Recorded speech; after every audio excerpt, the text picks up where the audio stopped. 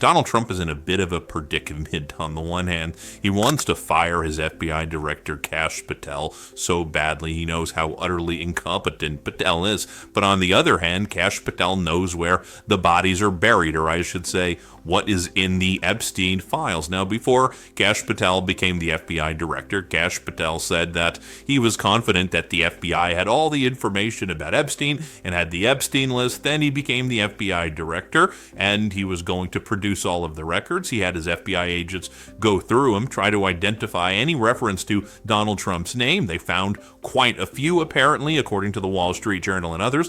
They briefed Donald Trump. Trump said to Deep Six it, and then you had Kash Patel say, I don't know, Epstein files. What Epstein files? I don't know. But it rubbed off on him, and that was part of the ideology. Like, what are you talking about? Fox, by the way, is reporting knives are out for embattled FBI Director Kash Patel.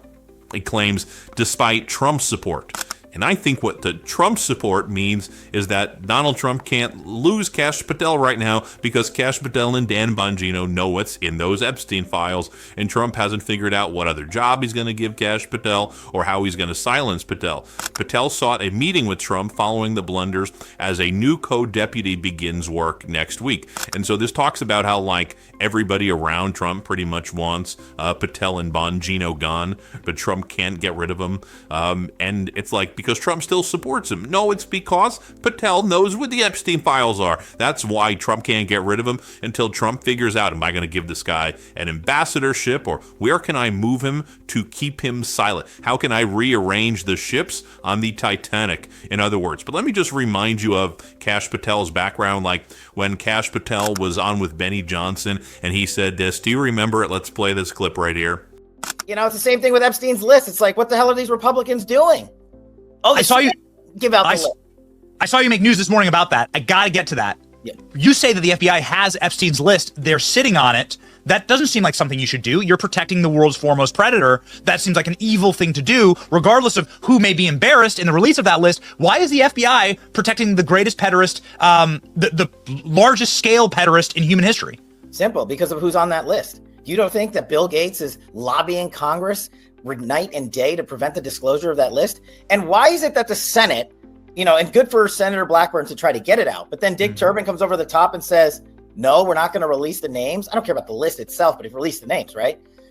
What the hell are the House Republicans doing? They have the majority. You can't get the list? You're going to accept Dick Durbin's word, or whoever that guy is, as to who is on that list and who isn't, and that it can and can't be released?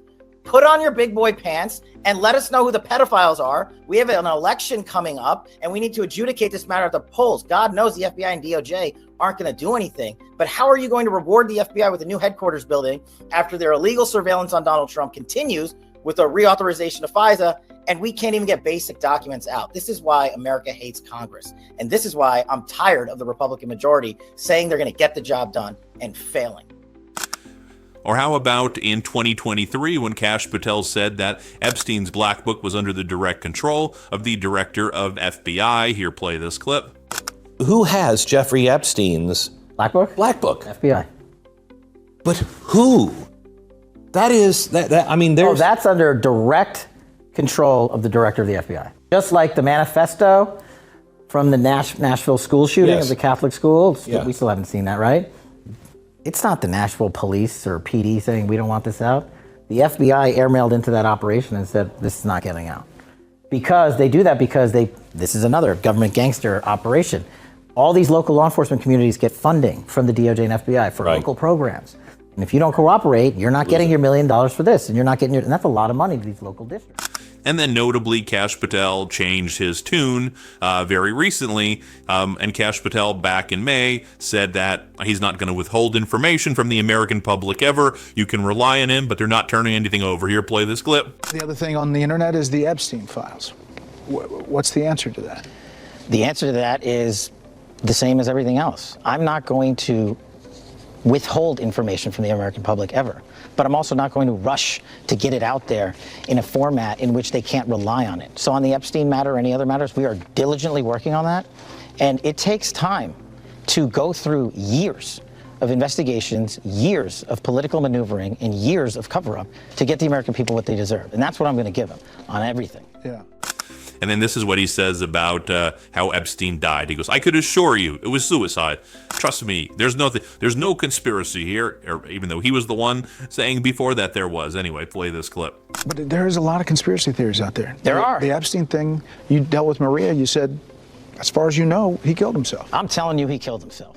So going through this article from Fox about how the knives are out to get rid of Kash Patel, here's what it talks about. It talks about how former Missouri Attorney General Andrew Bailey, once Trump's top pick to lead the FBI, he's now going to be the deputy FBI director because they're just keeping Dan Bongino as a co-deputy FBI director just to keep Bongino close, because again, Bongino knows what's up with the Epstein files as well. So they're keeping him as a co-deputy FBI director, but everyone's saying that they want this Andrew Bailey guy, far-right MAGA guy. They want him to be the leader of the FBI.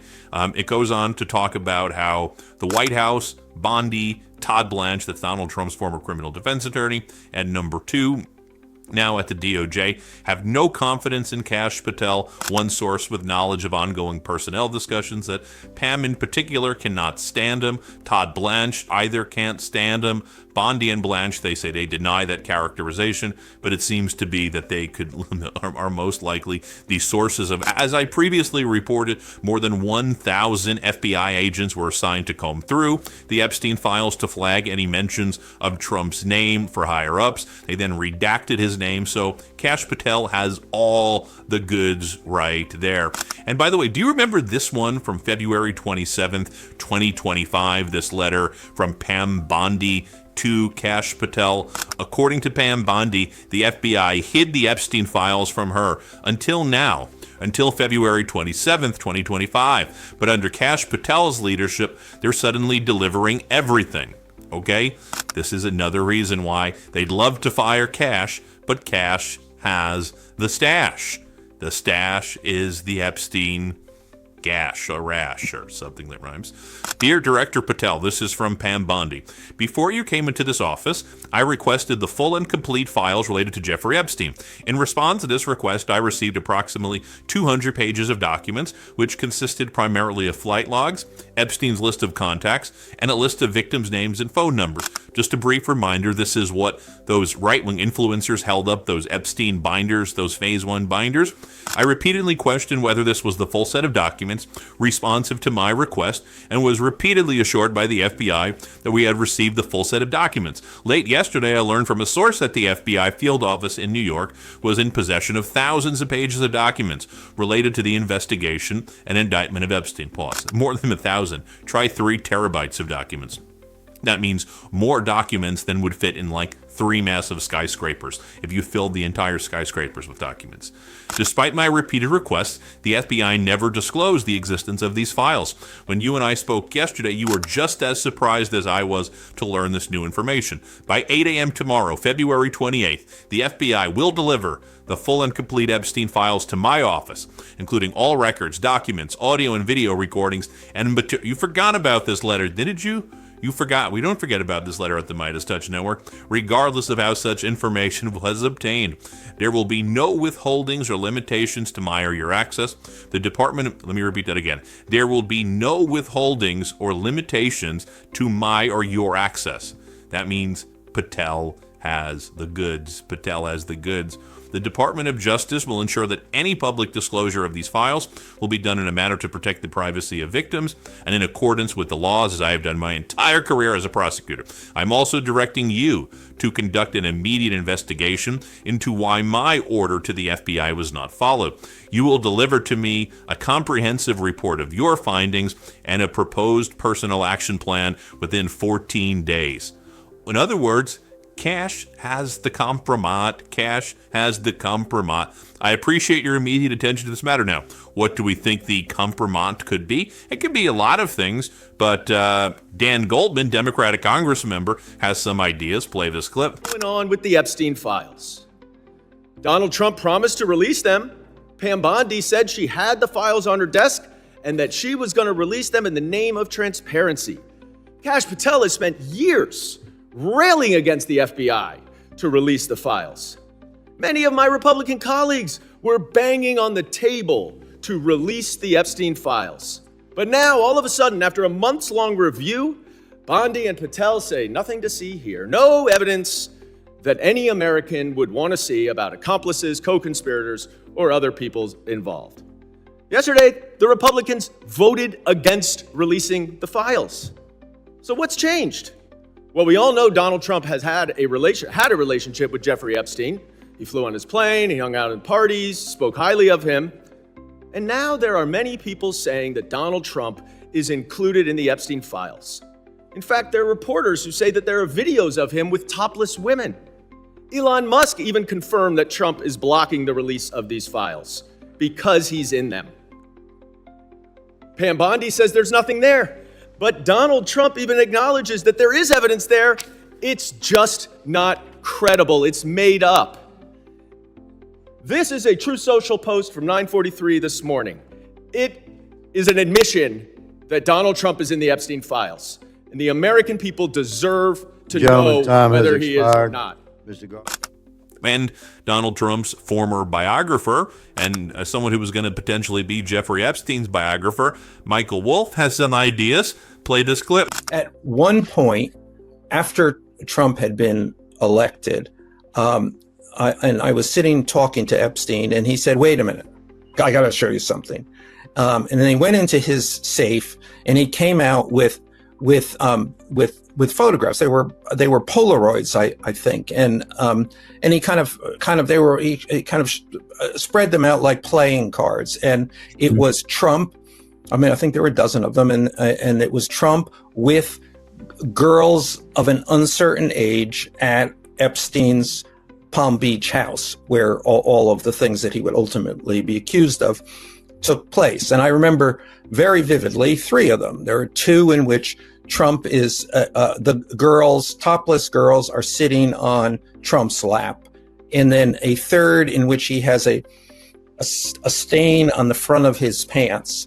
And the girls are kind of pointing at it, sort of bent over, laughing, covering Covering their mouths. Exactly. And pointing, 3 or 4 girls. And those are the ones I specifically remember. And my assumption is that they were in the safe, and I have seen him on other occasions take them out of the safe. And I think it's certainly not unlikely that they were in the safe when the FBI came in after his arrest and took everything from the house, including everything that was in the safe. So, Trump wants to fire Patel. That seems obvious. Bondi wants him gone. Blanche wants him gone. Everybody wants him gone. But then you just go back to remember this article that was leaked by Patel. To me, this leak was also a warning shot back to Donald Trump. September 13, 2025. Trump praises FBI Director Kash Patel for speedy capture of Charlie Kirk assassin. Dude, you had nothing to do with it. Tyler Robinson turned himself over to his dad, and his dad turned him over to pastors, and the pastors turned him over. In an exclusive interview with Fox Digital, Trump said he was very proud of the FBI, that he was very proud. You know what that means. Patel leaked it. Are you proud of me? Meaning, am I going to stay? That's the code. I have the Epstein files. I know all about you. Tell me what you think. And then Trump responds to Fox, we are very proud. The code being, I'm not going to get rid of you. We're going to figure something out for you. Got it. And when we hear from Fox that Kash desperately wants to set up a meeting, I think Kash realizes that his days are numbered, but also he's going to want to negotiate an ambassadorship or something big because he now knows more than anybody about Trump. Just think about that. Follow the Kash.